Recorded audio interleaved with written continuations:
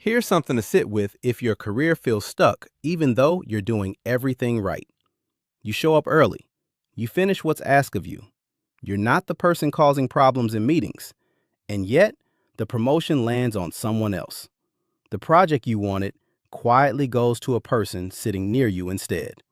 So you tell yourself it's timing, maybe politics, maybe next quarter.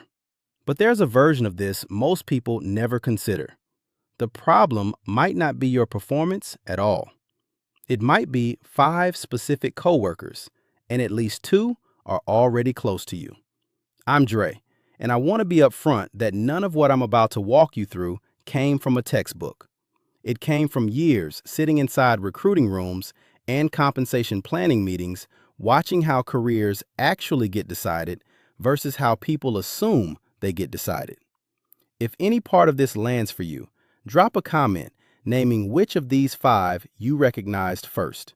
I read every one, and it genuinely shapes what I cover in the next video. Let's be clear about what this actually is. This isn't a video about villains, and it isn't about a toxic workplace in the dramatic HR complaint sense. Almost none of the people described here think they're doing anything wrong, and most genuinely aren't trying to hurt you. What's actually happening is quieter than sabotage. It's pattern. It's the way certain people operate and take up space around you, and without meaning to, the way they slowly reshape how you're perceived. You don't feel it while it's happening. That's what makes it effective. By the time you notice, a version of you already exists in other people's heads, and you had almost no hand in building it. The cost here isn't emotional, even though it feels that way. It's strategic. It's the stretch assignment that quietly went to somebody else, the meeting you weren't looped into, the introduction that never got made. Not because your work was lacking, but because of how you'd already been framed by people who were never trying to frame you at all. 5 types tend to do this. Here's the first. The first one is someone you probably like.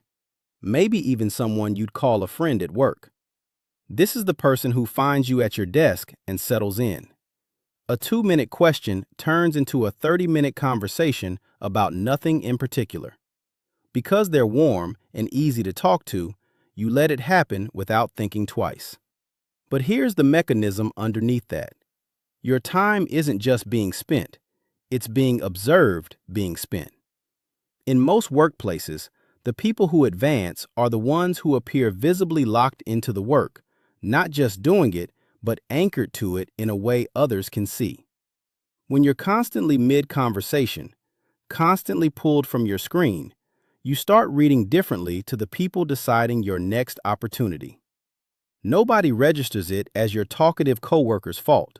What registers is that you seem scattered. This person means no harm at all. The problem is they're filling their day with pieces of yours, and across a year, that's a quiet perception forming without a single negative word ever said about you. That's type 1. Type 2 looks a lot more like teamwork on the surface, which is exactly why it's harder to catch. This coworker approaches you with requests that feel adjacent to your actual job. Can you clean up this data set? Can you help build a slide for their deck? Can you jump on their call since you know the material better? You say yes because that's what a team player does, and refusing feels petty. What you don't clock right away is that this becomes a standing pattern. This person isn't lazy in any obvious way. In fact, they're often quite productive, just productive using your effort as the raw material. And what they're really building while you build it for them is their own visibility. Their name ends up on the output. Your part of it sits somewhere in the background, unnamed. You're producing real work that generates credit for somebody else, while your own deliverables slip slightly behind schedule. When review season comes around, this person looks like someone who consistently delivers. You look like someone who's been busy, but whose actual results are hard to point to. Nobody in that review asks for a breakdown of your calendar. They're looking at finished work with a name already attached to it. That's the quiet borrower, and it's worth watching for. The third type is subtle enough that most people talk themselves out of noticing it. They think, I'm probably overreading this. Maybe, but probably not. This coworker operates in the gap between a compliment and a small qualifier right after it. They talk about you, in front of you and behind your back, in a way that sounds generous but always carries a quiet asterisk. She's great, she just takes a while to get moving. He does solid work, he just needs a lot of hand-holding still. Each sentence opens warmly. Each one lands with a small, almost invisible dip at the end. This person doesn't come across as mean. They come across as balanced, even fair. But the image forming in the listener's head is specific. It's the image of someone promising, but not quite there yet. Someone to revisit later, rather than hand something to now. This coworker may not even be fully aware of the pattern they're running, but the outcome lands the same regardless. Once a decision maker has heard that soft framing 2 or 3 times, it becomes the default lens they view you through. When your name comes up for something real, that lens applies automatically. You didn't do anything to deserve it. You were slowly narrated into a smaller version of yourself. The fourth type lives at maximum urgency, basically all the time. Every task on their list is somehow on fire. Every problem is suddenly exceptional. Every deadline moved up overnight. Because you sit near them, you get pulled into their orbit constantly. This person isn't manufacturing chaos on purpose. For them, this is simply what work feels like all day. But because their energy is so loud and consistent, it sets an unofficial tempo for the space around them. Here's what it costs you. Your priorities start bending toward theirs, not because a manager told you to reprioritize, but because urgency in an office tends to be contagious, and the instinct to help stabilize someone's emergency is hard to override. So your focused, deep work gets interrupted, diluted in small increments that don't feel significant in the moment. The work that would actually move your career forward gets deferred, quietly, again and again. Over time, this becomes one of the less obvious drivers of burnout. Not one dramatic event, but a slow erosion of your capacity to protect the work that matters. None of this shows up as this coworker's fault on paper. What shows up is that your output looks inconsistent.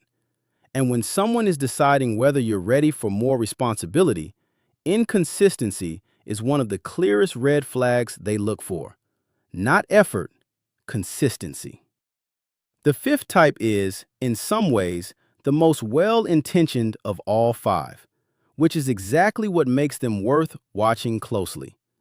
This is the coworker who agrees with you constantly. Every time you're frustrated, they confirm it. Every time you feel overlooked, they validate it immediately. They're warm, they're loyal, and quietly, they're keeping you inside a story about your workplace that may not be fully accurate. Here's what constant validation without real friction does over time. It removes the stress test, and a certain amount of professional friction is usually what produces growth. What tends to separate high performers from everyone else is that they actively seek out accurate feedback, not comfortable feedback. When every instinct you have gets echoed straight back at you, you stop questioning whether the frustration was proportional or whether the oversight was a genuine pattern versus a moment someone agreed with a little too readily. This coworker isn't handing you perspective. They're handing your own thoughts back to you amplified. And in a world where honest feedback is one of the real engines of career growth, that's a genuine liability. Spend enough time surrounded only by agreement, and you stop building the calibration that matters at higher levels. And when you eventually land in a room where nobody automatically agrees with you, you don't have the muscle to navigate it. None of these 5 is dangerous in a single interaction. What makes each one damaging is time. 6 months near the first type, and you've picked up a reputation for being scattered. A year of doing the quiet borrower's uncredited work, and your contributions start to look blurry. 2 years inside the soft discreditor's framing, and their qualifier has become the sentence people use to describe you in rooms you've never entered. A stretch inside the fourth type's orbit, and your output looks inconsistent enough that people hesitate before handing you anything high visibility. And a few years surrounded by constant agreement, and you've lost some ability to accurately assess where you stand. Each one is survivable on its own. Together, they assemble a composite story about you that other people believe, and that you had very little hand in writing. Stories that build slowly are almost impossible to catch while they're forming. Nobody sits you down and narrates it to you. It just calcifies. And one day, the version of you living in your organization's perception and the version living in your own head have become two fairly different people. Here's what almost nobody tells you directly. The people deciding where your career goes are not primarily evaluating your effort, and they're not even mainly evaluating your output, at least not past a certain baseline. What they're actually responding to is the story that surrounds you. How your name sounds when it comes up in a room you're not in. What small qualifiers tend to follow it around. Whether someone hesitates for half a second before recommending you, and whether they even notice themselves hesitating. Most people assume solid work speaks for itself. And up to a point, it genuinely does. But past that baseline, what actually drives advancement is the narrative, assembled from 100 small, ordinary moments almost nobody thinks to manage on purpose. The person who gets the promotion isn't always the most technically skilled person in the room. Usually, they're the person whose story has the fewest asterisks attached. And that story gets built or quietly dismantled by the people closest to you, through the small, near invisible ways they talk about you, lean on you, and frame you. So what do you actually do with all of this? The answer isn't to get paranoid, and it isn't to stop being collaborative or start treating every coworker like a threat. What tends to work instead is something more precise. Get deliberate about proximity. Stay friendly with everyone, but stop being equally available to everyone. Your time and your reputation are limited resources, and like any resource, they hold up better with some active management. Setting a clear boundary isn't cold, it's intentional. The coworker who wants 40 minutes gets a warm 5 on your way somewhere else. The favor request gets weighed honestly against your own deadlines before it gets an automatic yes. It also helps to get deliberate about narration. Don't wait for your work to advocate for itself in rooms you're never in. Make sure the right people know what you're working on and where you're headed next. Not in a self-promotional way, just a plain, informational one.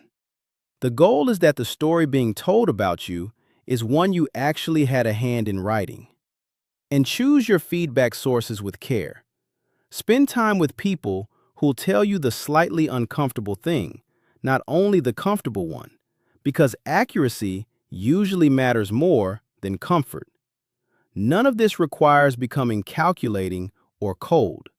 It just asks you to pay attention to something you've probably been treating as background noise. Here's the honest version of all this. Most people watching will immediately picture a specific face for 2 or 3 of these 5 types. You'll nod along, feel that quiet flash of recognition, and then walk back into the same patterns by Monday morning because the alternative is genuinely harder than it sounds. Setting a boundary with the first type means one mildly awkward conversation. Pulling back from the quiet borrower means tolerating feeling slightly less helpful for a while. Noticing the soft discreditor means accepting that someone you actually like is doing something that quietly doesn't serve you. Stepping back from the fourth type means sitting with their discomfort long enough to protect your own focus. And spending less time with constant agreement means actively seeking out feedback that's harder to hear. None of that feels good in the moment, so most people simply don't do it. They stay comfortable. They stay available. They stay inside the familiar pattern. And they keep quietly wondering why the career isn't moving the way it should. The work is fine. The intentions around you are mostly good. The story, though, is still being written by somebody else, and it's been happening for longer than you probably think. If this changed how you're going to look at your next week at work, hit subscribe and tell me in the comments which of these 5 you're dealing with right now. Because next time, we're going deep on how to rebuild your narrative once one of these patterns has already taken hold.